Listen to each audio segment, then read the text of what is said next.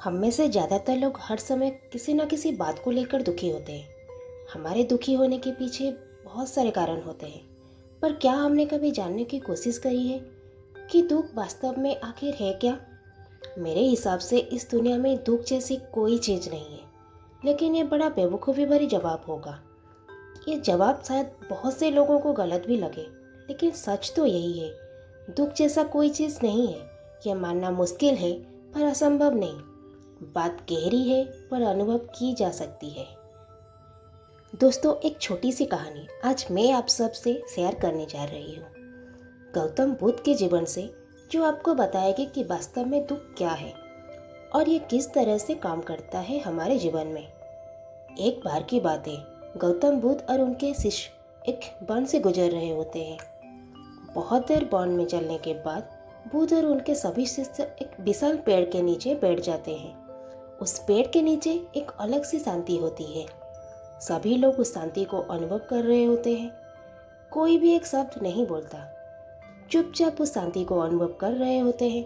कुछ देर बीतने के बाद गौतम बुद्ध का एक शिष्य उठता है और बुद्ध से पूछता है, बुद्ध, मैं आपसे एक प्रश्न पूछना चाहता हूँ। बुद्ध कहते हैं, पूछो, क्या प्रश्न है तुम्हारा? वो बुद्ध का शिष्य बुद्ध से पूछता है, बुद्ध, मैंने कभी भी आपको दुखी नहीं देखा। आपके चेहरे पर हर समय की अलग ही मुस्कुराहट रहती है, हमें भीतर तक आनंद से भर देती है। आपके चेहरे पर अलग सी चमक है जो हमें दुख से कोसों दूर करती है। पर मैं ये जानना चाहता हूँ कि मेरे भिक्षु बनने से पहले मेरे जीवन में बहुत सारा दुख था, जिसके कारण मैं भिक्षु भी बन गया हूँ। पर मैं अभी तक नहीं जान पाया हूँ कि दुख क्या है। क्या आप मुझे बता सकते हैं कि वास्तव में दुख क्या है? बुद्ध मुस्कुराते हैं और अपने भिक्षु से कहते हैं, दुख एक विचार से ज़्यादा कुछ नहीं है।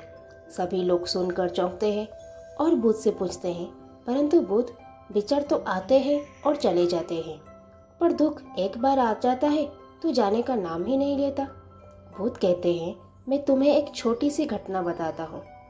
एक नगर में एक धनी सेठ रहता था। उसके पास एक वफादार नौकर होता है। वो सेठ अपने नौकर पर बहुत विश्वास करता है।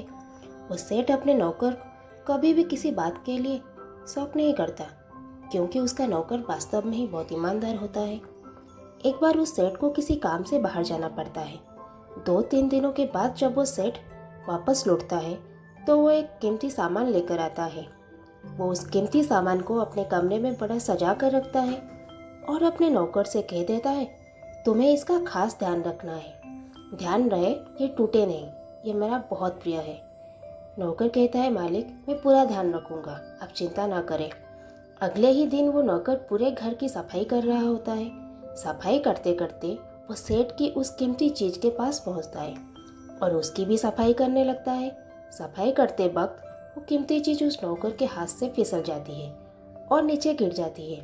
सेठ को ये बात पता चलती है और वो नौकर के पास आता है और नौकर को खूब डांटता और धमकाता है, पर ना तो वो उस नौकर को नौकरी से निकाल सकता है और ना ही उसे पीट सकता है, क्योंकि वो उसका बहुत वफादार आदमी है और पुराना ही नौकर है।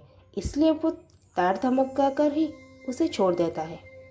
सेठ अपने उस कीमती चीज़ के बारे में सोच सोच कर बहुत दुखी हो जाता है। रात होती है और सेठ अपने कमरे में लेट जाता है। सेठ को नींद ही नहीं आ रही होती, पर वह बहुत बेचैन होता है। बेचैनी के कारण सेठ अपने कमरे से बाहर निकलता है और देखता है कि उसका नौकर निश्चिंत के साथ खराटे ले लेकर सो रहा होता है और वो ये देखकर क्रोधित हो जाता है। सेठ सोचता है, इसने मेरी इतनी कीमती चीज़ तोड़ दी और उसे बिल्कुल भी चिंता नहीं है। मुझे यहाँ नींद भी नहीं आ रही है और ये आराम से सो रहा है। बस सेठ कुछ कर ही नहीं पाता, क्योंकि वो उसका पुराना और वफादार नौकर है। सेठ अपने कमरे में वापस चला जाता है। अगले दिन सुबह सेठ सोचता है, मैं इस समस्या से कैसे निकलूं। फिर सेठ को एक तरकीब समझ आती है। वो अपने नौकर के पास जाता है और अपने नौकर से कहता है, मुझे बहुत दुख हो रहा है, ये बताते हुए कि वो जो कीमती चीज़ कल तुमने तोड़ी थी वो मैं तुम्हारे लिए ही लाया था। मैं चाहता था कि मैं तुम्हें उसे उपहार में दूं, परंतु अब क्या कर सकते हैं, अब तो वो टूट गई है। सेठ की बात सुनकर नौकर को धक्का लगा। नौकर सोचता है, अरे ये तो बहुत बड़ी गलती हो गई। वो इतनी कीमती और महंगी चीज़ मेरे लिए थी और वो मुझसे ही टूट गई। फिर क्या? उस नौकर के मन में बेचैनी पैदा हो जाती है, दुख पैदा हो जाती है। रात होती है और सेठ आराम से सोता है और वो नौकर बेचैन रहता है। उसे नींद ही नहीं आती। क्यों नींद नहीं आती? क्योंकि अब उस नौकर ने उस सेठ की उस कीमती चीज़ को अपने आप से जोड़ लिया, इसलिए वो दुखी हो रहा है। पहले उस नौकर के मन में ये विचार नहीं था कि वो कीमती चीज़ मेरी है, पर अब उसके मन में ये विचार है कि अगर वो कीमती चीज़ न टूटती तो वह मेरी होती। बुद्ध कहते हैं दुख केवल एक विचार है, और ये विचार कैसे उत्पन्न हुआ? अपने आप को किसी चीज़ से जोड़ने से। हम जिस भी चीज़ को अपने आप से जोड़ लेते हैं, उसे पकड़ने की कोशिश करते हैं, वो चीज़ हमें दुख देती है। क्योंकि वास्तविकता तो यही है कि कोई भी चीज़ हमसे नहीं जुड़ सकती। हर चीज़ आपके पास है, आपकी है, पर कुछ समय के लिए। कुछ समय के बाद वो आपसे दूर हो जाएगी। उस दूर होने की घटना को स्वीकार करें और आगे बढ़ें।